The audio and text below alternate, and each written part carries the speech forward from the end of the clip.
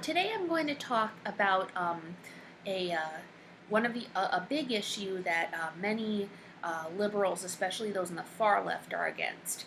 But I am not against it. In fact, I love it. It is merchandise driven advertising and product placement. Yes, you heard that. I love the cartoon characters of Disney and McDonald's and Steven Spielberg, all the and the cereal mascots. I love merchandise licensed cartoon characters selling junk food and toys to kids, and furries as well, because we like that too. Now, the main ethical issue that there is in product placement is, of course, food not being organic or, being produced in unsustainable ways, and unfair labor conditions for people picking the food or for making the toys, and then, just the production and how much fossil fuel it uses. However, I feel that the ethical issues are in how the stuff is produced, not the practice of um, product placement itself. I know there are those in the, extreme radical left who would really disagree with me, but I really don't care. I'm not going to lie. For one thing, I really can't stand fast food. I sometimes went to McDonald's as a kid, although I avoided their burgers like the plague because I hate condiments. I would just eat the chicken nuggets, and those are okay, but I've tried to avoid fast food as much as I can, which is pretty much all the time, unless I'm on a road trip and can't eat anywhere else, because it's just bad for you. That's the fact. It's not good for you at all. But I do remember the Lion King, Burger King toys from the 90s, and the McDonald's Bambi toys from the 80s, and a lot of others, which I really like. And I don't honestly think that there's anything wrong with getting toys with a fast food meal, provided the toys are ethically produced and the fast food is ethically produced. So, so one thing that the far left will say is that, oh, that whole concept of synergy and advertising, that will make you just want to buy, and deplete the planet of her resources, and if you follow by that evil capitalist system, you're no longer free, you're a slave to consumerism. Well, yeah, you could argue that you're technically not completely free because it makes you want to buy stuff, but honestly, if these cartoon mascots like the Trix Rabbit, the Lucky Charms Leprechaun, Toucan Sam, the McDonald's characters, which even though I don't like the food, I like the characters, if they make you kind of a slave to them, then I'd rather be a slave to them. Better to be a slave in some instances if it makes you happy than to be free and not to be as happy as you want to. So, my now, I really admire Steven Spielberg, and I absolutely love his movies. And if you notice in like Back to the Future, in the trilogy, he's got so much product placement, and he sells a lot of awesome products. He's got Animaniacs, Kraft Macaroni and Cheese, and he's got, all this like, American Tail merchandise back in the 80s and stuff.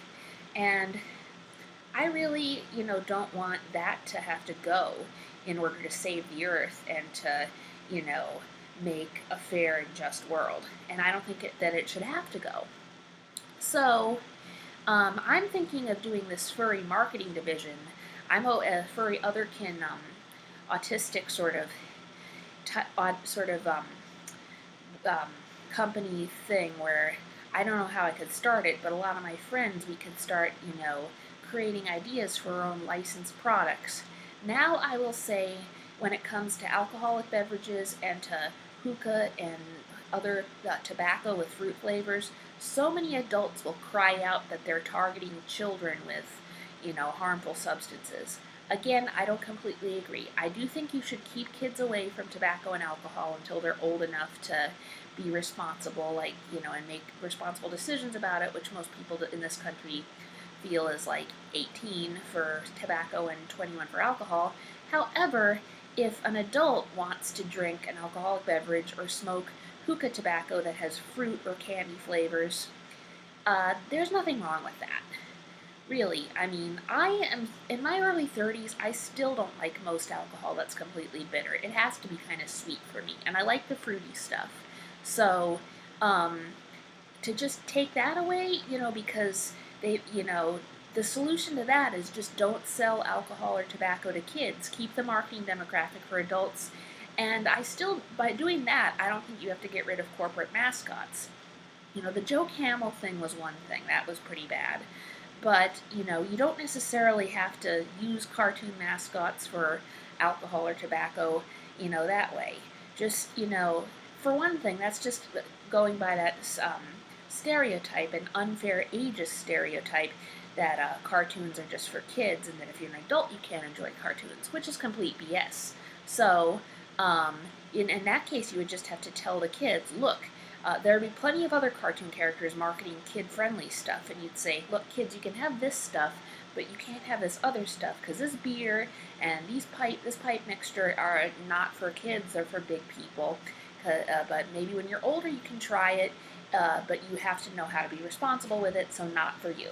So, as for resource depletion, that's kind of a tough thing, because at the rate that the human population is going, there is a finite amount of resources on the planet, and I know some people will probably get into me about my meat eating and my omnivorous diet.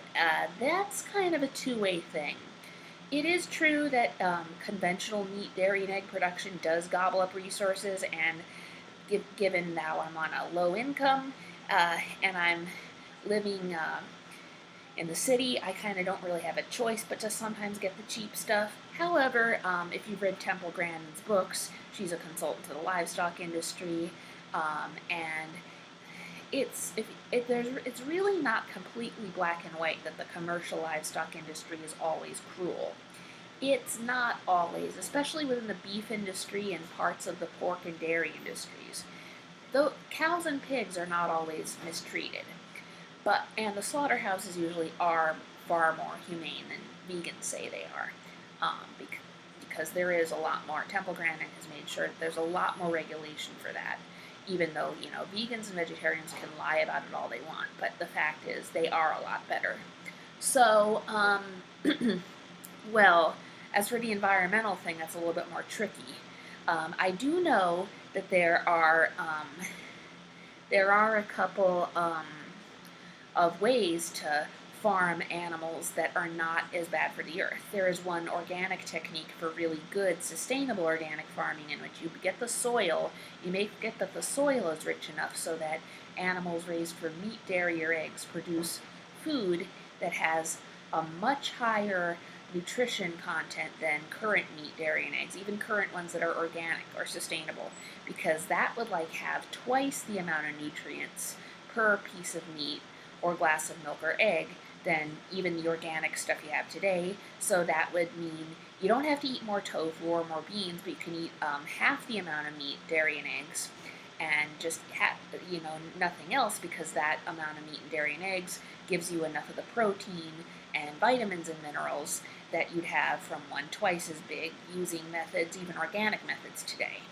So, because you get the nutrition, you don't have to stretch the meat with vegetable protein, because it's equal to the nutrition. Like for that, a quarter-pound steak would have the equivalent of nutrient content of a half-pound steak you get today. Then there is also Alan Savory's holistic management grazing method, in which it's a little similar but different in that using half the land and resources that people use now for meat production, you can get twice the meat. So that's a little different in that it doesn't lead to resource depletion. It actually helps feed the hungry in third world countries and helps replenish regions in poor countries so that people can have more food and starvation can be eradicated, as well as wildlife habitat. It helps support wildlife habitat and restore native wildlife around the ranch or farm back to life. So in that case, you'd have the same amount of meat, like the same half-pound steak or quarter-pound. Yeah, you can't really eat too much meat, even if it's the good kind, because you can eat a lot of. I just eat, quarter-pound of meat at breakfast, quarter-pound of meat at lunch. You're not really supposed to eat any more than that unless you don't eat any eggs or dairy. Then you replace it with that. But I love my dairy and eggs, so I'm gonna stick to half a pound of meat. So for that, for the same quarter-pound steak raised by holistic management levels, it uses half the resources of a quarter-pound steak using conventional methods, or even organic methods that are, not one of these methods. So, Of course, I haven't really been able to get a hold of this kind of meat, so I'm not going to lie to say by saying all my meat consumption is sustainable, but I am hoping that we get to that way. So enough of this rant, but it does tie into the fact the way products that you manufacture and promote with cartoon characters can and need to be, in fact, sustainable. Everything has to be sustainable so the planet doesn't die. That's a reality that nobody can ignore any longer. So, to do that, you would have to use, basically similar agriculture methods, deep organic, in which you get the soil really, really rich and, produce the highest amount of yields with with the least amount of environmental impact. There's a debate on whether or not the best organic farming would be enough, or maybe you might need to use a little bit of GMO. I am not, like I said, I'm not completely against genetic engineering if it, for the reasons I've explained in my earlier videos. However, there's really not any reason for Monsanto to just produce GMO corn for a profit, because that's not helping anybody, with gender or species identity issues be closer to who they are. That's just, creating, genetically modified cereal for nothing other than to make Monsanto money. That's just all about money in that case, which is not really a noble use of genetic engineering. But say if genetic engineering did in some cases help world hunger, which there's a debate that in some places it can, I don't really know too much about it, then that would be a good thing. And if it could minimize impact on the environment, that would be good too. It's kind of like a lot of debate about it. I think it's probably two-way. There's a type of agriculture that combines the best practices of both conventional and organic and GMO agriculture for the best, method that does not hurt the earth and that makes sure all the people and all the human and non-human animals on the earth can be fed and not starve. So there's a lot of, debate over which method is the best. And I'm not really going to get into that, but the point is we would need to have the best for, that doesn't hurt the earth and doesn't chew up resources, for any food, which includes, merchandise-driven food. So, the issue that a lot of extreme radicals have with product placement is, like, again, they are completely against the capitalist system. They think that, it, makes you a slave to consumerism, and it doesn't make you free from that.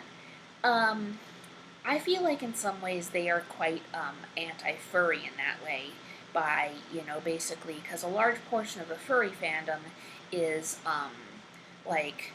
licensed cartoon characters, Chester Cheetah, the cereal mascots, you'd have Birdie the early bird for McDonald's, you'd have the Chuck E. Cheese characters, and stuff like that. So, I know the furry community doesn't have to be about selling cereal and fast food or chips and stuff, but so some socialist furries will say it's the art that matters, and don't use it for consumption. It's doing it for the art, and that's true too. I'm not really into the art itself, whether it's for consumption or not, because the furry and otherkin that I am is basically really is part animal. And I don't do any of the pretending or the role-playing, like I've said before. I live by my unconventional, but just as valid view of reality rather than pretend. But, for the furries who pretend, whether you pretend or not, the point is that it be done ethically. Now, of course, there are two organizations that I really hate. Rethinking Schools and Campaign for a Commercial-Free Childhood. If you look at them, they're all about bashing cartoons, blaming cartoons for racism, blaming violence in cartoons for making kids violent, basically wanting to create a perfect socialist utopia for children with almost no video games or TV, almost no screen time, and just, basically nothing related to violence or monarchy or hierarchy, that has any roots in reality whatsoever. I would find that incredibly boring, and so would a lot of kids. So I think there's a reason why those organizations are not that popular. they're no fun. The Lord, Sun, and Mother Earth gave even most humans, a love of, you know, sword fights for honor and for chivalry and, meat rather than tofu. And basically, like, the need for a pack hierarchy instead of complete anarchy. Because, frankly, a completely peaceful, equal utopia I would find boring as tar. So, and a vegan diet I find boring as tar too, and a lot of people agree with me. So, well, um, for that, um, I think that with kids, they deserve to have more time outdoors. It's true that most children today don't get enough time to play outside, but I wouldn't completely blame screen time for that. I think kids deserve more time outside and more screen time, and less forced, schooling that forces them to study subjects they don't care about. I'm all for the Sudbury Valley, Hampshire College model of education, where you can basically learn what you love and not care about what you don't, not learn about or care about stuff you don't give a crap about. I read books and read subjects that I find interesting, and I know a lot about certain subjects, but there are just certain other subjects that I don't care about, certain books about certain subjects that I don't read, and I think that's okay. As long as to help keep the world from being destroyed, to help promote peace and justice in the world, there are always people who read varying subjects. Somebody reads certain subjects to help help keep the world safe, and somebody else reads other subjects to help keep the world saved. I don't think everyone has to be an expert on everyone just to just to keep the world a fair and just place. So, same thing with children and their education. I do not like the way kids are forced to learn every single subject, and that's why kids often say that they hate school. Kids should really just be able to learn what they like, and yeah. So, basically, I don't know what else I can say, but some of the ideas I have, that I myself have for furry, otherkin, and autistic merchandise, would be things such as basically a lot of old ideas from the 80s. I'm probably going to get into talking about more of them later, but I have to go eat my dinner. So I'll probably make a part 2 video on this. See you then.